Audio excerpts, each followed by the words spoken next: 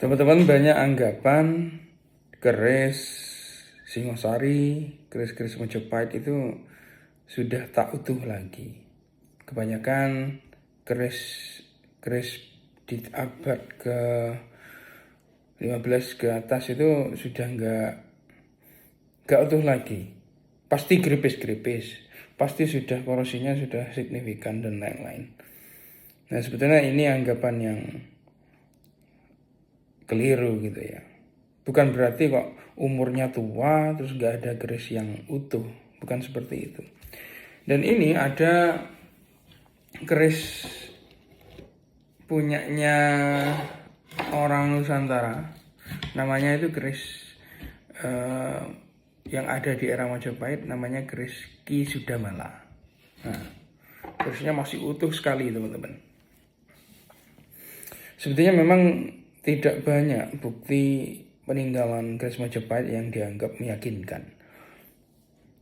Akan tetapi di Bali itu ada satu yang diyakini masih ada pusaka yang tersimpan yang sangat baik, itu di Sidemen. Menurut penulis buku keris ya, yang berasal dari Austria, beliau itu bernama Martin Kerner, dan juga penulis Jerman Ramseyer. Keris pusaka Ki Sudamala diperkirakan berasal dari abad ke-14. Kerisnya itu tanpa pamor, namun sekujur bilahnya itu dihiasi relief wayang dengan cerita Sudamala dan masih dipusakakan, dikoleksi secara turun-temurun di Sidemen. Ya, diyakini dulu dihadiahkan oleh Raja Majapahit Hayam Wuruk kepada pemimpin Fasal Mojo di Bali.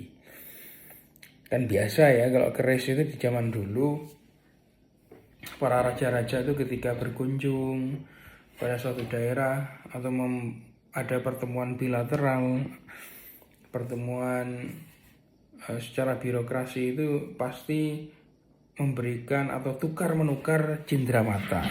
Dan ini dilakukan oleh Hayam Wuruk kepada pemimpin Fasal Mojo di Bali.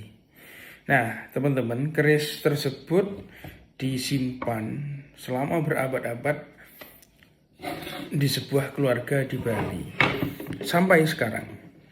Nama Fasal Bawahan Majapahit yang ditempatkan di Bali itu adalah Dalem Ketut Semara Kepakisan atau Dalem Ketut Ngulesir. Hulunya keris tersebut itu dari emas yang menampilkan motif Dewa Yama, Dewa Kematian, mengunjuk pada jiwa Bhairawa duduk dalam posisi dua rapala, duduk dalam posisi terkesan menjaga, dihiasi batu mulia, kakinya terletak dengan posisi melengkung C gitu ya. Di bagian gandeknya itu berhias kepala Durga.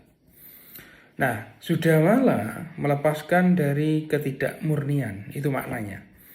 Dulu dimaknai bahwa kemurnian daya magis keris tersebut bisa membersihkan sang pangeran pemiliknya dari pengaruh-pengaruh jahat. Tidak hanya secara spiritual, akan tetapi juga material. Keris tua tersebut tanpa pamor namun berelief Sudamala ini berasal dari Majapahit di Jawa Timur. Ya, motif wayangnya adalah motif wayang di abad ke-14. Begitu hebatnya keris-keris Majapahit. Era segitu, motif sudah terbuat, banyak sekali keris yang bermotif dan banyak keris sekali yang indah, bahkan dengan emas. Nah, ini mematahkan anggapan para sedulur lainnya yang berbeda pendapat ya. Ini mematahkan argumen yang katanya keris-keris Singosari, keris-keris Majapahit itu keris yang sederhana, keris yang primitif. Nah, anggapan seperti itu patah dengan apa yang saya sampaikan tadi. Ini fakta teman-teman, fakta, dan sampai saat ini kerisnya masih ada. Berarti memang keris-keris dulu itu bukan hanya yang dibuat dengan teknik sederhana berupa betok, berupa ini, tapi lekuknya biasa. Tidak, tapi dulu itu sudah mengenal dengan namanya ukiran. Kerisnya bagus-bagus orang dulu itu teman-teman ya.